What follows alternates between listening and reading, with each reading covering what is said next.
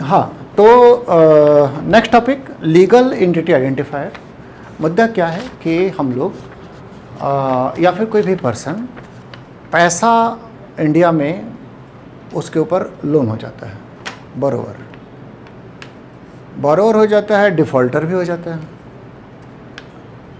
अब उसको कोई बैंक लोन नहीं देती है, तो फॉरेन कंट्री में जा कर के लिए वो डेट इंस्ट्रूमेंट जारी कर दे या वहाँ से एक्सटर्नल कमर्शियल बोरोइंग कर ले, तो सरकारों को इधर उधर पता नहीं चलेगा क्योंकि बैंकिंग सिस्टम तो अलग अलग है। तो ये एक इंटरनेशनल सिस्टम है जिसमें कि जो कॉरपोरेट एंटिटीज़ हैं उनको एक नंबर दिया जाता है और उस नंबर को उनको कोट करना पड़ता है इंटरनेशनली अगर वो लोन लेने जाएंगे तो। ठीक, तो ये G20 अच्छा, आप लोग को याद होगा कि ग्लोबल फाइनेंशियल क्राइसिस, तो याद ही होगा, याद है कब हुआ था? 2008 में। इसको और क्या बोलते हैं? सब प्राइम क्राइसिस। तो ये जो हुआ, जब सब प्राइम क्राइसिस हुआ था उसके बाद G20 और फाइनेंशियल स्टेबिलिटी बोर्ड ये आइडिया लेकर के आए, G20 and financial stability board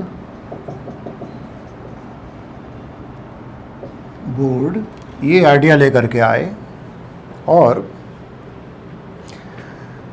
एक 20 कैरेक्टर का अल्फा न्यूमेरिक कोड ये असाइन किया जाता है कॉरपोरेट्स को।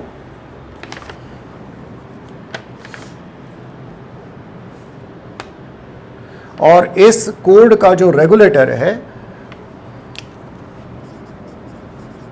Global legal entity identifier forum,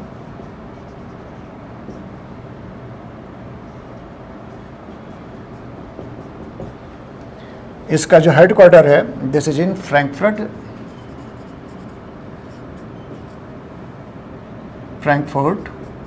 Germany. Issues क्या है? इशू है कि कोई भी कॉरपोरेट एक देश में डिफॉल्ट करने के बाद दूसरा देश का बैंकिंग सिस्टम से या दूसरा देश में बोरोइंग न कर सके, इसके लिए कॉरपोरेट्स को एक नंबर लेना पड़ता है।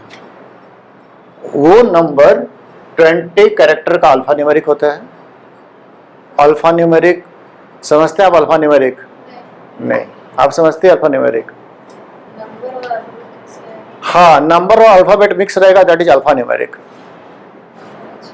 आपका जो ईमेल आईडी है पॉसिबली वो अल्फा न्यूमेरिक आप रखी होंगी। ठीक, तो अल्फा न्यूमेरिक 20 कैरेक्टर्स में होते हैं। ये इसको रेगुलेट करने का काम है global legal entity identifier forum, it is Frankfurt Germany.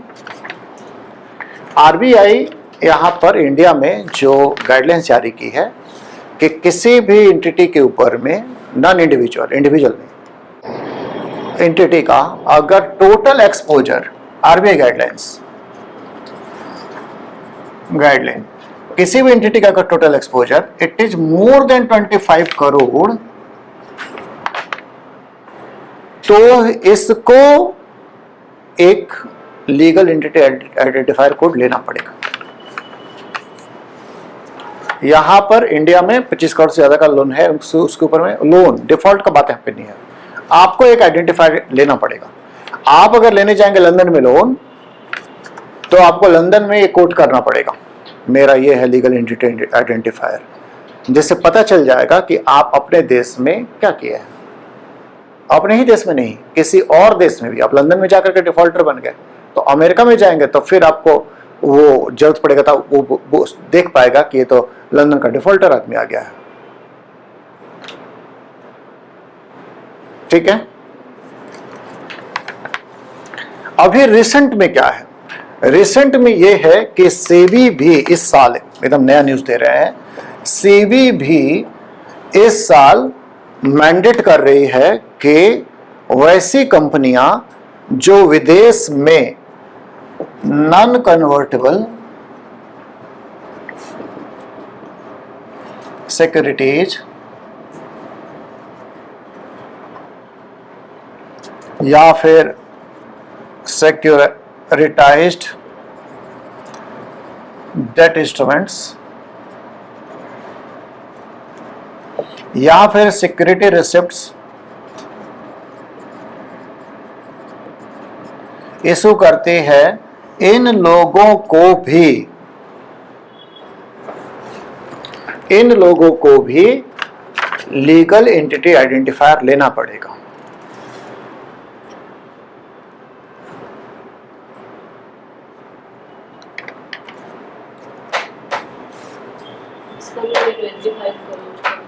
नहीं, इसमें अलग चीज हो गया। देखिए आरबीआई जो होता है ना, वो आपको पता है कि बैंक से रिलेटेड चीजों को आपको रेगुलेट करती है।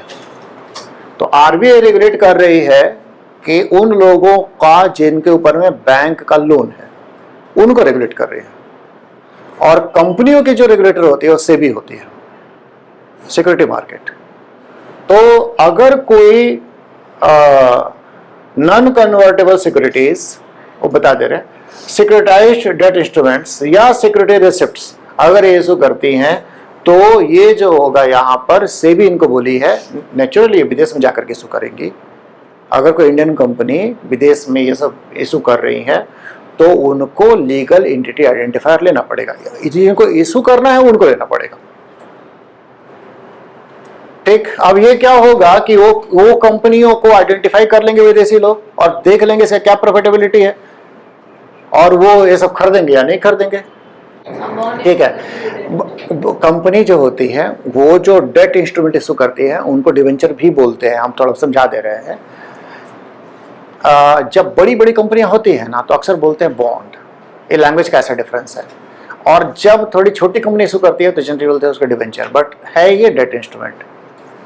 सेबी जो है इस साल मई में, एकदम रिसेंट न्यूज है, ध्यान रखेंगे इसका, मई में इसी साल, एक महीना पहले का न्यूज है कि कोई भी लिस्टेड कंपनी अगर प्लान कर रही है non convertible security, सिक्योरिटाइज्ड debt instrument या सिक्योरिटी रिसिप्ट इशू करने का, तो उसको लीगल एंटिटी आइडेंटिफायर लेना पड़ेगा।